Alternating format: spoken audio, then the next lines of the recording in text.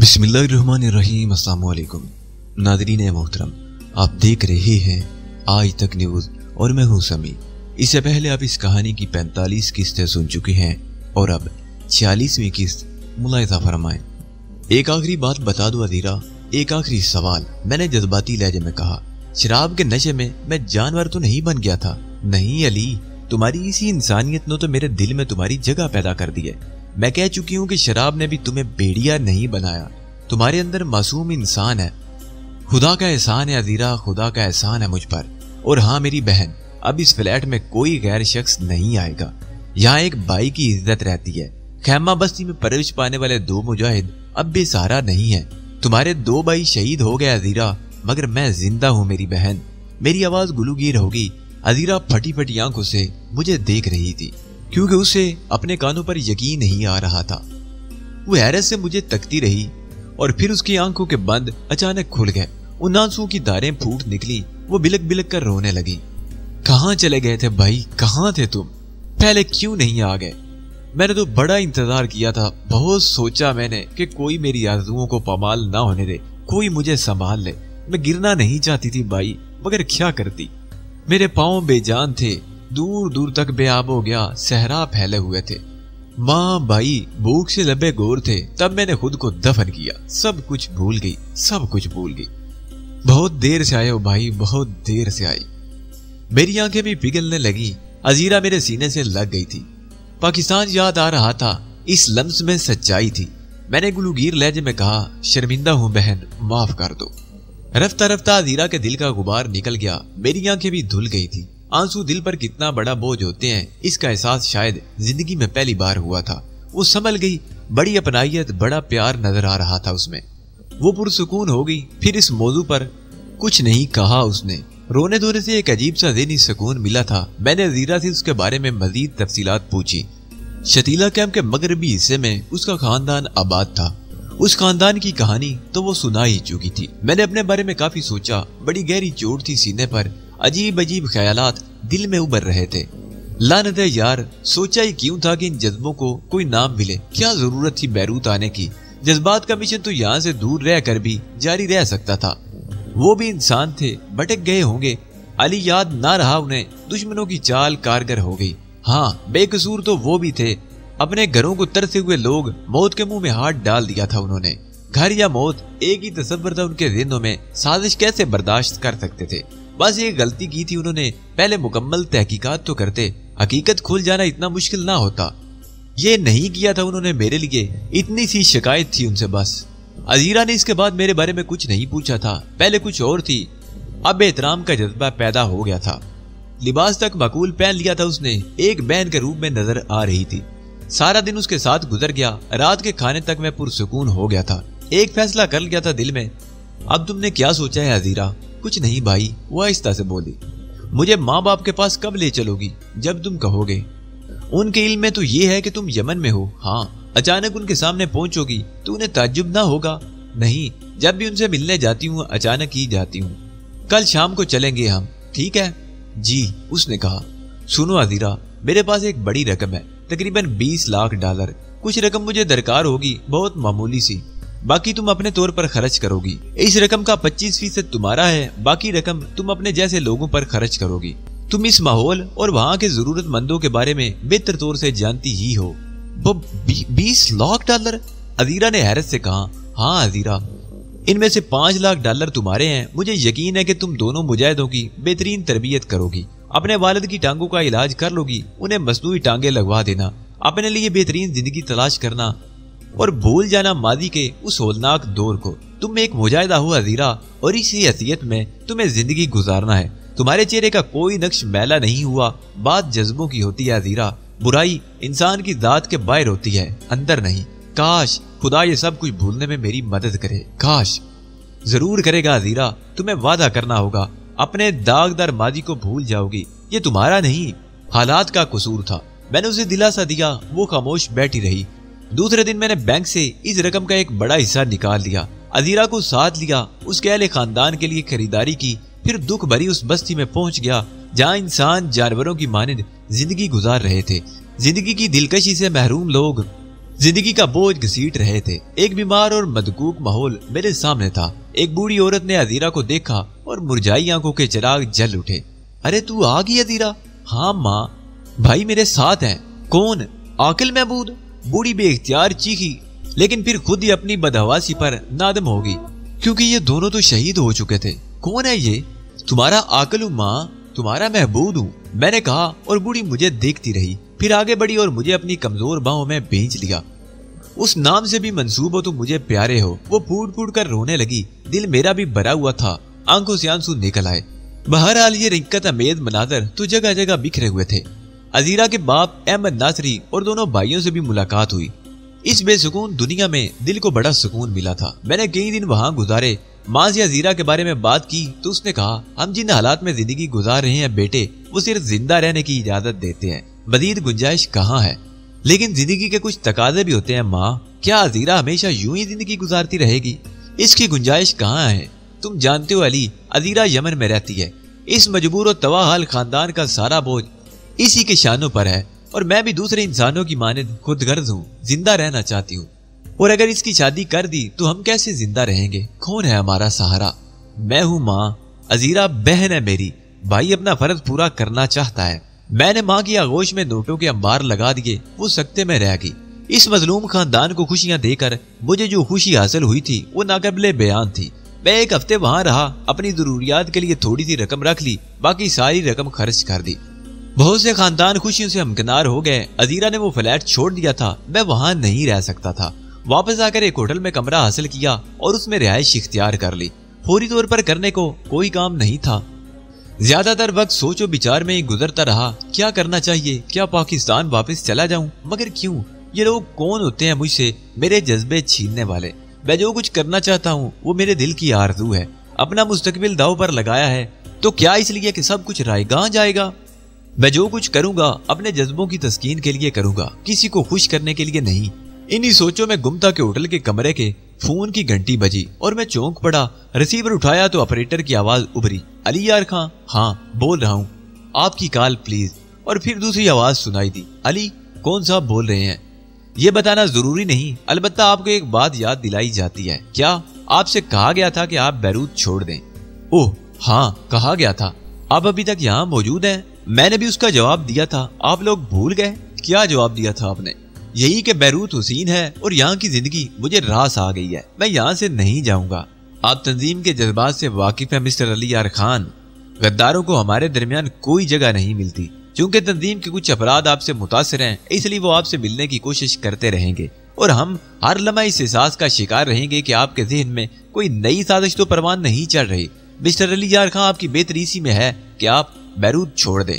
यहाँ आपकी जिंदगी को खतरात भी लाहक हो सकते हैं। हम अगर चाहते तो आपको मौत की सजा भी दे सकते थे, लेकिन आपको बताया जा चुका है कि हम आपको मौत की सजा नहीं देना चाहते। तंजीम का कोई भी फर्द शिद्दत जज्बात से बेकाबू होकर आपको मौत के घाट उतार सकता है, इसलिए बैरूत से चले जाना आपकी भलाई में है। आपको जिस कदर जल्द मुमकिन हो बैरूत छोड़ देना चाहिए। दूसरी तरफ से कहा गया और इससे कबल के मैं कुछ बोलता, फोन बंद हो गया। मेरे रगों पे में चिंगारियां सी भड़क उठी थी। धमकी दी गई थी मुझे, और वो भी मौत की। और कहा गया था कि तंजीम का कोई शख्स भी मुझे शिद्दत जज्बात से बेकाबू होकर मौत के घाट उतार देगा। उनमें से कोई जिनसे मैं मोहब्बत करता था। मैंने दांत भींचते हुए कहा, मुश्किल होगा, ये तुम लोगों के लिए मुश्किल होगा। मेरे अंदर सुलगती आग को ना भड़काओ वरना नुकसान उठाओगे। मैं टेलीफोन का रिसीवर देर तक हाथ में लिए बैठा रहा। अगर दूसरी तरफ से फोन बंद ना हो जाता तो शायद ये तलख जवाब मेरे मुंह से फोन पर भी निकल ही जाता। ये बेहतर ही हुआ कि मेरे बोलने से कबल फोन रख दिया गया। एक गहरी सांस लेकर मैंने रिसीवर रख दिया। उसी शाम तकरीबन 4 बजे फिर टेलीफोन मौसूल हुआ। इस बार एक नुस्वानी आवाज ने कहा, अली यार खान, तुम्हारे हक में बेहतर यही है कि बैरूत छोड़ दो, और तुम्हारे हक में बेहतर ये है कि मुझे गजब की तरफ माइल ना करो, वरना क्या होगा? वरना वो हो जाएगा जो मैंने जिंदगी में कभी नहीं सोचा। हम सरफरोश हैं, अपनी जिंदगी दाव पर लगाए हुए हैं। कोई एक आदमी ख्वाह वो किसी भी हैसियत का मालिक हो, हमारे खिलाफ कुछ भी नहीं कर सकता। अली, ये सिर्फ तुम्हारे हक में बेहतर है। फोन फिर बंद हो गया। मेरा दिमाग धुआं धुआं हो रहा था। ये वाकई मेरे साथ शदीद ज्यादती की जा रही थी। बहुत कुछ सोचा था, बहुत गौर किया और यही फैसला किया कि इस तरह मैं बैरूत छोड़कर नहीं जाऊंगा। अजीरा को उसके घर छोड़ आया था। मैंने उससे वादा किया था कि उससे मिलता रहूंगा। उस घर में मुझे सुकून के जो लम्हात मयसर हुए थे वो बेबदल थे, लेकिन वहां ज्यादा अरसे क्याम करना अपने एहसान की कीमत वसूल करना था। और फिर जिन खानदानों में मैंने माली इमदाद की थी उनके जरिए ये बात दूसरी तरफ भी फैल गई थी। परेशान हाल लोग मेरे पास आते थे, जो कुछ था उन्हें दे दिया और अब कुछ भी नहीं रहा था। मेरे पास सिर्फ इतना था कि चंद रोज सुकून से बसर कर सकूं। मुस्तकबिल कुछ भी नहीं था मेरा। हाँ, अगर दौलत हासिल करना चाहता तो ये हकीकत थी कि बैरूत के होटलों में, नाइट क्लबों में और बैरूत के पुररौनक बाजारों में मेरे लिए दौलत बिखरी हुई थी। और जो रास्ता मैंने अपने लिए मुंतखब किया था उस पर अब दौड़ने का माहिर हो गया था मैं। चुनाचे अपनी जात के लिए कुछ हासिल कर लेना अब मुश्किल काम नहीं था, लेकिन इस तरह दौलत का उसूल मेरे मिजाज के खिलाफ था। मैं तो एक मुजाहिद था जो जज्बा जिहाद के शौक से सरशार होकर जिंदगी के इन रास्तों पर निकल पड़ा था जिनमें कहीं बुराई का कोई तसव्वुर नहीं था, जिसमें सिर्फ जान फरोशी और सरफरोशी थी और जज्बों की एक कायनात आबाद थी। मैं उस कायनात को इस अंदाज में रोजी की गिलादत में नहीं डुबोना चाहता था, लेकिन मुस्तकबिल, एक भयानक मुस्तकबिल, बहुत कुछ सोचने को था। इन दिनों अपने आप को बहलाना चाहता था मैं। इस रात मैं होटल से बाहर निकल आया। बैरूत के नाइट क्लबों में क्या कुछ नहीं होता, लेकिन क्या जिंदगी इस तरह बहल सकती है? एक बार फिर जी चाहा कि शराब पीऊं। पहली बार शराब पी थी तो अजीरा मिली थी।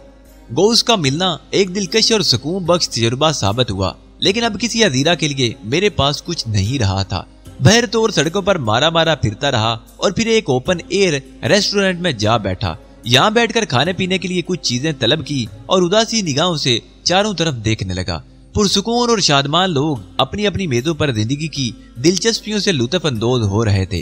बैरूत के इस खुशनुमा होटल में मेरे साथ सिर्फ मेरी तन्हाइयां थी। खाना सामने लग गया था, लेकिन दिल नहीं चाह रहा था कि हल्क से एक लुकमा उतारूं। ज़हनी कैफियत अजीब सी हो रही थी। दफतन मेरे नजदीक कोई आग खड़ा हुआ और मेरी निगाहें बेइख्तियार उसकी जानिब उठ गईं। उसे देखकर चौंकना फितरी अमर था।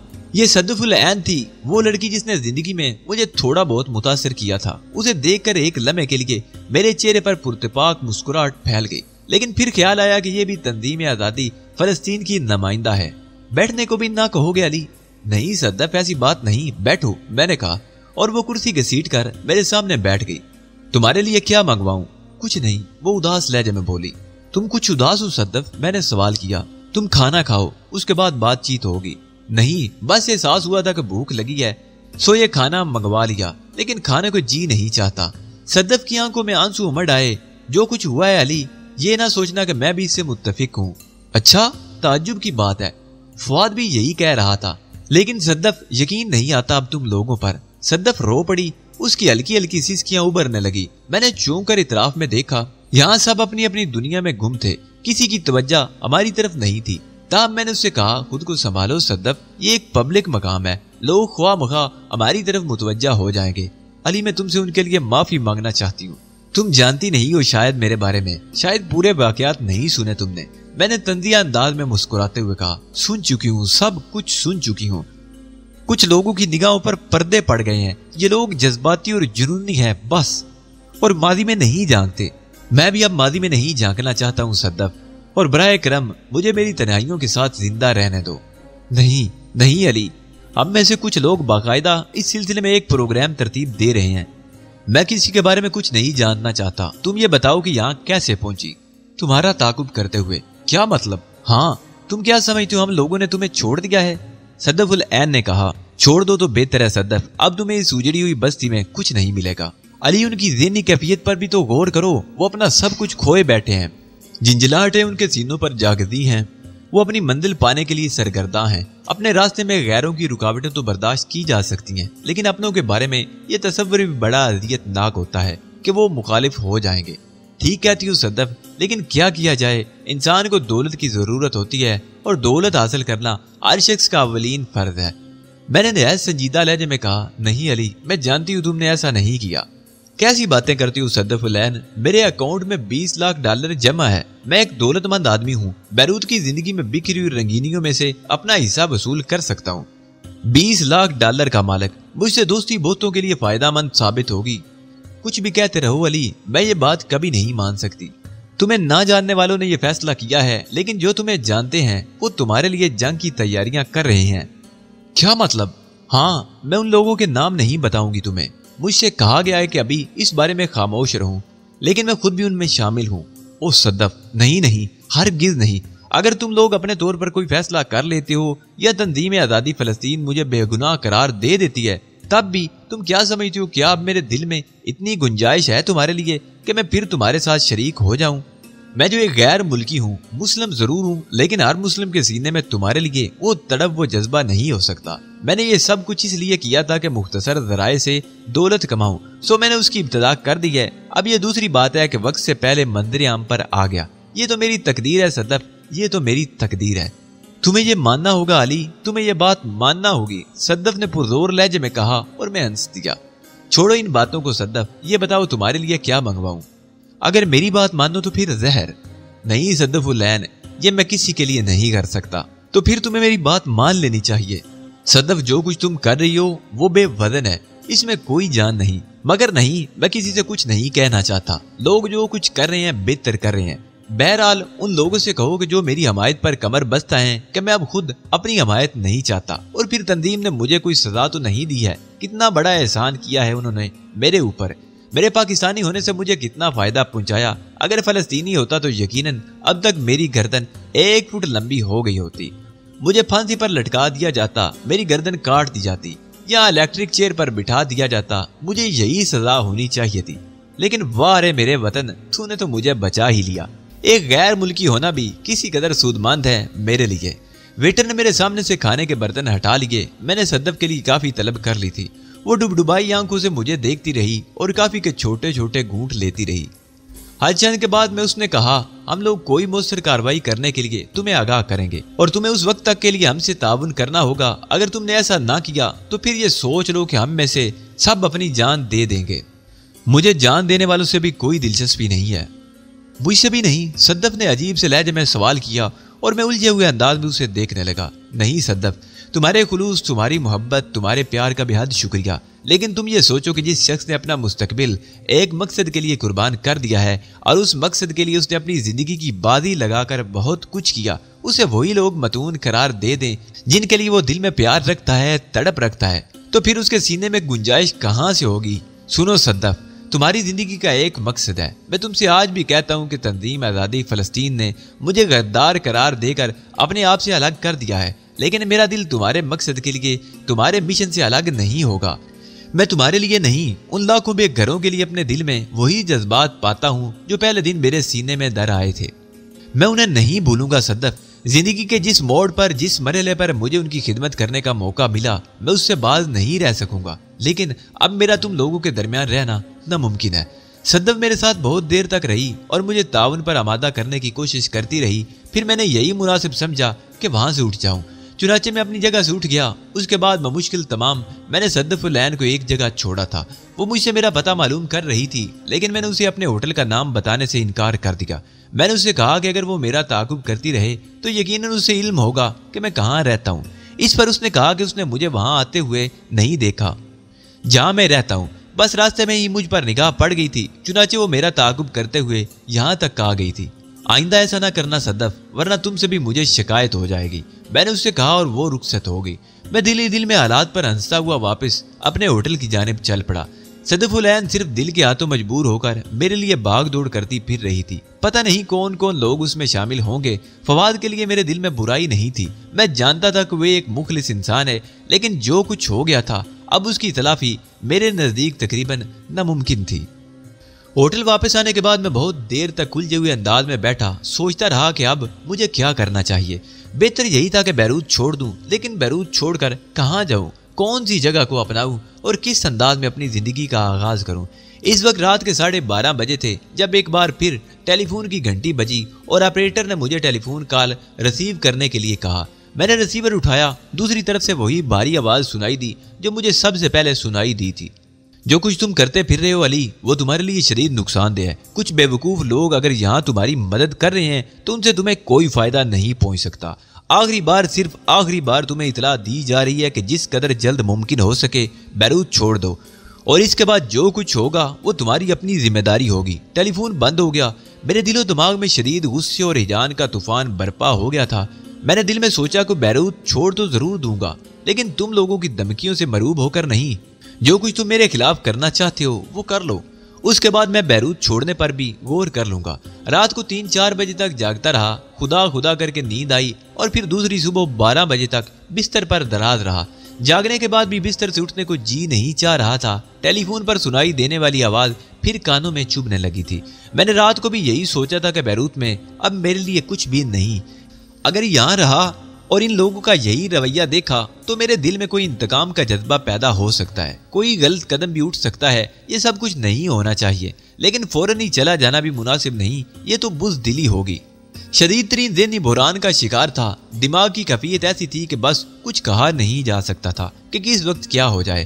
بیروت کی سڑکیں اور گلیاں میرے لیے اجنبی نہیں تھی، چنانچہ یہ دن میرے لیے آوارہ گردی کا دن تھا۔ میں خواہ مخواہ سڑکوں پر مارا پھرتا رہا۔ یہاں بے شمار شناسا موجود تھے، لیکن وہ جو تنظیم سے تعلق نہیں رکھتے تھے، کبھی کہ مجھ سے دور ہو چکے تھے اور جن کا تعلق تنظیم سے تھا، وہ اب میرے لیے اجنبی ہو گئے تھے۔ ان کے پاس جانے سے کوئی فائدہ نہیں تھا، سوائے اس کے کہ وہ لوگ یہی سمجھے کہ میں اپنے بارے میں کوئی سفارش چاہتا ہوں۔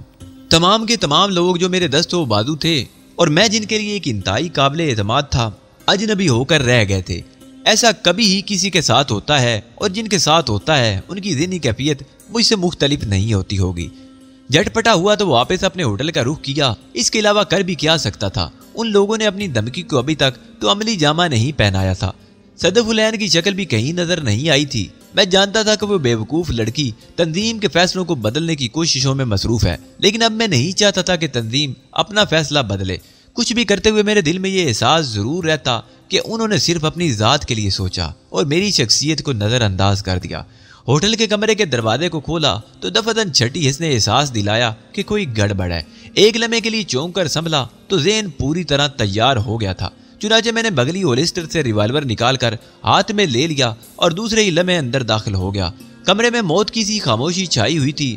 میرے حساس کان کسی کے سانسوں کی آواز سن رہے تھے۔ یقیناً میرے علاوہ بھی کمرے میں کوئی موجود تھا۔ میں نے دیوار پر سوئچ بورڈ تلاش کر کے روشنی کر دی اور اس روشنی میں نے دیکھا کہ میرے سامنے ایک قوی الجثہ شخص کھڑا تھا۔ اس کے پیچھے ایک اور شخص بھی موجود تھا جس کے ہاتھ میں اشاریہ 2.5 کا ریوالور نظر آ رہا تھا۔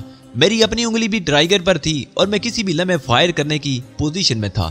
میرے سامنے کھڑے ہوئے قوی الجثہ شخص نے کسی قدر سنجیدہ لہجے میں کہا، یقیناً یہ مناسب نہیں ہوگا کہ ہم یہاں ہنگامہ کریں۔ میں نے کوئی جواب نہیں دیا اور خاموشی سے دیکھتا رہا۔ قوی الجثہ شخص نے پاؤں کی ہلکی سی ٹھوکر سے دروازہ بند کر دیا اور میری طرف رخ کر کے دروازہ لاک بھی کر دیا۔ دوسرا آدمی اب میرے بالکل سامنے تھا جس کے ہاتھ میں ریوالور تھا۔ دبلے پتلے بدن کا یہ شخص میرے لیے اجنبی تھا، لیکن اس کے حلیے اور اس کی شخصیت سے یہ اندازہ لگانے میں کوئی دقت نہیں ہوئی تھی کہ وہ تنظیم کا ہی آدمی تھا اور مقامی شہری تھا۔ کیا چاہتے ہو تم لوگ؟ میں نے کرخت لہجے میں پوچھا۔ تم سے جو کچھ کہا گیا تھا تم نے اس پر توجہ نہیں دی، اس لیے ہمیں بھیجا گیا ہے کہ ہم تمہیں ابتدائی سبق دیں۔ ٹھیک ہے، تم مجھے سبق دو، میں نے کہا۔ ان دونوں نے ایک لمحے کے لیے ایک دوسرے کی شکل دیکھی۔ دفعتاً میں اپنی جگہ سے ہٹا اور میں نے پلٹ کر ایک بھرپور لات اپنے پیچھے کھڑے ہوئے قوی الجثہ شخص کے ماری، کیونکہ میرا رخ سامنے کی طرف تھا اور قوی الجثہ شخص کو یہ توقع نہیں ہو سکتی تھی کہ میں سامنے حملہ کرنے کی بجائے یا ریوالور سے گولی چلانے کی بجائے پیچھے کی طرف حملہ کروں گا۔ چنانچہ میری بھرپور لات اس کے پیٹ کے نچلے حصے پر پڑی اور اس کے حلق سے ایک دلخراش چیخ نکل گئی، لیکن اسی وقت سامنے کھڑے ہوئے شخص نے میرا نشانہ لے کر فائر کر دیا۔ میں بڑی پھرتی سے نیچے جھک گیا۔ گولی نے قوی الجثہ شخص کی پیشانی کے چیتھڑے اڑا دیے، لیکن اب اس کے علاوہ اور کوئی چارہ کار نہیں تھا کہ میں بھی اپنے بچاؤ کے لیے اس شخص پر فائر کر دوں۔ میں نے پستول سیدھا کیا ہی تھا کہ دوسری گولی میرے بازو کو چھوتی ہوئی گزر گئی۔ وہ میرے ساتھ کوئی رعایت نہیں کرنا چاہتا تھا۔ گولی نے بیڈ کے قریب ڈریسنگ ٹیبل کا شیشہ بھی چکنا چور کر دیا۔ میں جانتا تھا کہ جو شخص 2 فائر کر سکتا ہے اسے تیسرا فائر کرنے میں بھی کوئی آر نہ ہوگا، لیکن میں اب بھی اسے قتل نہیں کرنا چاہتا تھا۔ کم از کم تنظیم کے کسی آدمی کو میں اپنے ہاتھ سے نہیں مارنا چاہتا تھا۔ البتہ اسے سنبھالنے کے لیے میں نے ریوالور سیدھا کیا اور اس کے سر سے تقریباً 2 انچ اونچا فائر کر دیا۔ گولی ایک بھی دیوار میں پیوست ہو گئی۔ اس نے پھرتی سے ایک صوفے کی آڑ میں چھلانگ لگا دی اور دروازے کی جانب سرکنے لگا۔ میں کوشش کر رہا تھا کہ اس پر دوسرا فائر کرنے کی نوبت نہ آئے، لیکن وہ شخص اپنے بچاؤ کے لیے ہر طرح کی کارروائی کر لینا چاہتا تھا۔ چنانچہ اس نے رک کر ایک بار پھر فائر کر دیا اور اس بار اس کی یہ کوشش کامیاب رہی۔ گولی میری ریوالور کو چھوتی ہوئی گزر گئی۔ ریوالور میرے ہاتھ سے نکل کر دور جا پڑا۔ اسے بھی اندازہ ہو گیا تھا کہ اب میں نہتا ہو چکا ہوں۔ चुनाचे वो सोफे की आड़ से निकल आया। रिवाल्वर की नाल बदस्तूर मेरे सीने की तरफ उठी हुई थी। वो चंद कदम आगे बढ़ा और उसने मेरे गिरबान की तरफ हाथ बढ़ाने की कोशिश की, लेकिन ये उसकी जबरदस्त हमाकत थी। इस तरह वो पता नहीं क्या चाहता था। मैंने निहायत फुर्ती से बायां हाथ उसकी रिवाल्वर वाली कलाई पर जमाया और पूरी कुव्वत से रिवाल्वर की नाल फर्श की तरफ घुमा दी। वो इस अचानक अफ्ताद के लिए तैयार नहीं था। रिवाल्वर उसके हाथ से निकलकर नीचे गिर गया। मैंने पूरी कुव्वत से उसे धक्का देकर नीचे गिरा दिया, लेकिन दूसरे ही लम्हे उसने उठकर मेरे पेट पर इस जोर की ठोकर जमाई कि मुझे भी छुट्टी का दूध याद आ गया। अगर मैं फौरन ही ना समझ जाता तो दूसरी ठोकर मेरे मुंह पर लगती। वार खाली जाने से वो चकरा कर रह गया। वो भी अगरचे निहत्था हो चुका था, लेकिन उसकी फुर्ती और लड़ने का अंदाज बता रहा था कि इस हालत में भी वो मेरे लिए काफी खतरनाक साबित हो सकता है। उसने फ्लाइंग किक लगाना चाहिए, लेकिन मैं बरवक्त उछलकर अपने आप को बचा गया। दूसरे ही लम्हे मैंने उसके मुंह पर एक हाथ रसीद कर दिया, जिससे वो बेइख्तियार करा उठा। मुझे इतराफ करना पड़ा कि उस जैसा फुर्तीला आदमी आज तक मेरी निगाहों से नहीं गुजरा था, क्योंकि मार खाने के बावजूद उसने दूसरे ही लम्हे उछलकर एक ऐसी जोरदार ठोकर मेरे मुंह पर रसीद की कि मुझे अपने जबड़े की हड्डी टूटती हुई महसूस हुई। मैं लड़खड़ा कर रह गया और मेरे संभलने से पहले ही उसने दरवाजे की तरफ छलांग लगा दी। अगर वो चाहता तो इस मौके से फायदा उठाते हुए मुझे खत्म कर सकता था, लेकिन इस वक्त शायद उसने फरारी ही में बेहतरी समझी थी। सिर्फ एक सेकंड के वक्फे से जब मैं बाहर पहुंचा तो राहदारी सुनसान पड़ी थी। मुकम्मल सन्नाटा तारी था। किसी किस्म की आवाज नहीं सुनाई दे रही थी। मैं अंदाजा नहीं लगा सका कि उसने कौन सा रुख इख्तियार किया है। बहर तौर में उसे तलाश करने के लिए इधर उधर दौड़ने लगा, लेकिन वो गायब हो चुका था। मुझे सख्त हैरत थी। मैं चंद लम्हे उलझी हुई निगाहों से इधर उधर देखता रहा। मुझे शुबा था कि वो कहीं दूर नहीं गया, बल्कि उसने आसपास ही कहीं छुपने की कोशिश की है, लेकिन समझ में नहीं आता था कि वो कहाँ छुप गया है। मैं अपने कमरे में वापस आकर उसकी लाश को देखने लगा, जिसकी पेशानी उधड़ गई थी। फायरिंग चूंकि साइलेंसर लगे हुए रिवाल्वर से हुई थी, इसलिए बाहर के हालात पुरसुकून थे, वरना इस बड़े पूरे होटल में फायरिंग से जबरदस्त हंगामा मच जाना चाहिए था। मैंने सबसे पहले उस लाश को ठिकाने लगाने के बारे में सोचा, क्योंकि मेरे दुश्मन बासानी मुझे इस हवाले से फंसा सकते थे। हालांकि तंजीम की तरफ से मुझे ऐसी कार्रवाई की उम्मीद नहीं थी, क्योंकि वह बहर तौर अपने अंदर इंतशार नहीं जाहिर कर सकते थे। मैंने दरवाजा खोलकर बाहर झांका। राहदारी उसी तरह सुनसान पड़ी थी। मैं फुर्ती से लाश को उठाकर राहदारी की अकबी सिमत की तरफ बढ़ गया। कुछ देर के बाद मैं उस लाश को होटल के एक ऐसे हिस्से में पहुंचाने में कामयाब हो गया जहां फालतू चीजें डाली जाती थी। उसके बाद वापस आकर मैं उन तमाम निशानात को मिटाने की कोशिश में मसरूफ हो गया जो इस हंगामे के नतीजे में पैदा हो गए थे। मैं जानता था कि लाश की मौजूदगी छुपी नहीं रहेगी और कल सुबह या किसी ना किसी वक्त लोगों को इसके बारे में मालूम हो ही जाएगा। फिर पुलिस आएगी और तफ्तीश होगी। पता नहीं कोई मेरी तरफ मुतवज्जा होगा या नहीं। क्या करना चाहिए? क्या यहाँ से फरार होने की दूसरी जगह तलाश करूं? यही मेरे लिए बेहतर था। चुनाचे मैंने फुर्ती से अपना सामान वगैरह समेटा। एक लम्हे के लिए ख्याल आया कि कहीं इस तरह फरार होने में शक मेरी तरफ ही मुंतकिल ना हो जाए, लेकिन कत्ल के निशानात साफ करने में मैंने जो मेहनत की थी, इससे मुझे कम अज कम इस बात का इत्मीनान हो गया था कि कोई भी शुबा नहीं कर सकेगा कि कत्ल इस कमरे में हुआ है। मैंने कोई निशान नहीं छोड़ा था। चंद लम्हात कशमकश का शिकार रहा कि कमरा फौरी तौर पर छोड़ूं या नहीं। अगर पुलिस को कोई शुबा हो गया तो फिर मेरी बैरूत में मौजूदगी खतरनाक हो जाएगी और न जाने कौन कौन सी मुसीबतों का शिकार हो जाऊं। एक लम्हे तक सूरत हाल पर गौर करता रहा और आखिर यही फैसला किया कि अभी यहाँ से कहीं और चले जाना मुनासिब नहीं है। ये हिम्मत की बात थी कि इन वाकयात से गुजरने के बाद भी मैं इसी कमरे में मुकीम रहता। कम अज कम इस तरह उन लोगों को ये अंदाजा तो हो सकता था कि मेरे हौसले किस कदर बुलंद हैं और मैं हर किस्म के हालात का मुकाबला कर सकता हूँ। चुनाचे फौरी तौर पर अपना फैसला मुलतवी करके मैंने सामान वापस रख दिया और एक बार फिर तेज रोशनी में गहरी निगाहों से कमरे का जायजा लेने लगा। कोई चीज बेतरतीब नहीं थी। दरवाजे के हैंडलों वगैरह से मैंने तमाम निशानात साफ किए और उसके बाद अपने बिस्तर पर पहुंच गया। दूसरी सुबह कोई खास रद्द अमल जाहिर ना हो सका। मैं नाश्ते वगैरह से फारग हुआ। उसके बाद भी तकरीबन 10 बजे तक इंतजार करता रहा, लेकिन कोई हंगामा नहीं हुआ। लाश अभी तक दरियाफ्त नहीं हुई थी। अब मेरे लिए कोई खदशा नहीं था कि कत्ल के सिलसिले में शुबा मुझ पर किया जाएगा। चुनाचे मैं खुद को पुरसुकून रखते हुए लिबास वगैरह तब्दील करके बाहर निकल आया। रात के वाकयात ने इस बात का इजहार कर दिया था कि तंजीम अब मेरे खिलाफ इंतहाई नफरत अंगेज सलूक करने पर उतर आई है। समझ में नहीं आता था कि क्या करूं। तंजीम के खिलाफ मैं अब भी अपने दिल में बहुत ज्यादा बुराई नहीं पाता था। फरिश्ता नहीं था, लेकिन चंद ही लोग थे जो मुझसे बदजन थे और वो भी गलतफहमियों का शिकार होकर उनके खिलाफ अगर कुछ करूं तो पूरी तंजीम मुतासर होगी। बाहर निकलकर काफी देर तक फुटपाथ पर चलता रहा। फिर एक मोड़ घूमकर ایک ایسے علاقے کی طرف جا نکلا جہاں سڑکوں کے کنارے چھوٹے چھوٹے ریستوران بنے ہوئے تھے کہ دفتن ایک کار میرے نزدیک آ کر رک گئی۔ میں نے چونک کر ادھر ادھر دیکھا تو صدف العین کا بیمار چہرہ نظر آیا۔ میں نے ایک گہری سانس لی۔ یہ لڑکی اب مجھے جھنجھلاہٹ میں مبتلا کرنے لگی تھی۔ اس نے بڑے ملتجی انداز میں مجھ سے کار میں آنے کو کہا اور میں آگے بڑھ کر اس کے نزدیک بیٹھ گیا۔ صدف العین نے کار آگے بڑھا دی۔ چند لمحے مکمل خاموشی رہی، پھر اس نے آہستہ سے کہا، کچھ بھی ہو جائے علی، میں تمہیں اپنے دل سے نہیں نکال سکتی۔ یہاں کیسے آ گئی؟ بس یوں سمجھو دل و دماغ کا یہ ہجان مجھے بے کل کیے ہوئے ہے۔ شاید میں اس واقعے سے سب سے زیادہ متاثر ہونے والے میں سے ہوں۔ صدف، حماقت کر رہی ہو۔ میں تم سے درخواست کرتا ہوں کہ میرے لیے خود کو مصیبت میں نہ ڈالو۔ افسوس، میں اپنے دل سے مجبور ہوں۔ پھر پوچھا، کسی خاص جگہ جا رہے تھے؟ نہیں، بس کچھ فیصلے کر رہا ہوں کہ مجھے کیا کرنا چاہیے۔ آؤ پھر کہیں بیٹھ کر ایک پیالی قہوہ پئیں۔ میں تم سے آخری بار استدعا کروں گی کہ خود کو محدود کر کے ہمیں کام کرنے کا موقع دو۔ میرے ہونٹوں پر ایک تلخ مسکراہٹ پھیل گئی۔ میں اسے بتانا چاہتا تھا کہ دوسرے لوگوں نے بھی کام شروع کر دیا ہے، لیکن پھر بھی میں خاموش رہا۔ اس طرح اس کو پریشان کرنے سے کیا فائدہ؟ ایک چھوٹے سے ریستوران کے سامنے اس نے کار روکی اور نیچے اتر آئی۔ میں بھی اس کے ساتھ ساتھ ہی آگے بڑھنے لگا تھا۔ دفعتاً اس کے حلق سے ایک عجیب سی آواز نکلی اور وہ لڑکھڑا کر آگے کو جھکنے لگی۔ اگر میں اسے فوری تھام نہ لیتا تو وہ یقیناً گر جاتی۔ میں نے حیرت زدہ انداز میں نیچے دیکھا، اسے کس چیز سے ٹھوکر لگی تھی، لیکن دوسرے ہی لمحے میں نے اس کے شانے کے پاس ایک گول سا سوراخ دیکھا تھا، جسے دیکھ کر میں بری طرح چونک پڑا کیونکہ اس سوراخ سے خون ابل رہا تھا۔ فائر!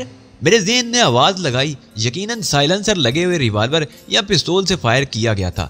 صدف نے میرے بازو کو بھینچ لیا اور آہستہ سے کچھ کہنا چاہا، لیکن جملہ مکمل کیے بغیر ہی وہ بے ہوش ہو گئی۔ میں پاگلوں کی طرح ادھر ادھر دیکھ رہا تھا۔ دفعتاً میں نے اسے نیچے لٹایا اور سامنے والی عمارت کی چھت کی طرف دیکھنے لگا۔ دھوپ میں دانت کی کوئی چیز چمکی اور دوسرے ہی لمحے ایک گولی سنسناتی ہوئی میرے سر کے اوپر سے گزر گئی۔ اب اس کے علاوہ اور کوئی چارہ کار نہیں تھا کہ میں اس کمبخت کو دیکھوں جس نے مجھ پر فائر کر کے بیچاری صدف کو ہلاکت میں ڈال دیا تھا۔ آس پاس کچھ اور لوگ بھی موجود تھے، اس لیے مجھے امید تھی کہ صدف کی دیکھ بھال ہو جائے گی۔ یقیناً یہ فائر مجھ پر کیا گیا تھا اور صدف میرے آڑے آ گئی تھی، لیکن میں حملہ آور کو فرار کا موقع نہیں دینا چاہتا تھا۔ چنانچہ میں برق رفتاری سے اس عمارت کی طرف بڑھا جس کی چھت سے فائرنگ کی گئی تھی۔ میں نے پھرتی سے فاصلہ طے کیا اور عمارت کے بالکل قریب پہنچ گیا۔ اگرچہ سیدھا دوڑنے میں خطرہ تھا، لیکن یہ خطرہ مول لیے بغیر چارہ کار بھی نہیں تھا۔ عمارت کے نزدیک پہنچتے ہی ایک اور فائر ہوا۔ گولی میرے قریب دیوار میں لگی، لیکن اس چیز نے میری توجہ اس پائپ کی طرف مبذول کرا دی جس کے ذریعے چھت تک پہنچا جا سکتا تھا، اور اس کے بعد میرے لیے اس چھت تک پہنچنا مشکل نہیں تھا۔ میں نے اس شخص کو دیکھا جو گولی چلانے کے بعد فرار ہو رہا تھا اور اس کی طرف دوڑ لگا دی۔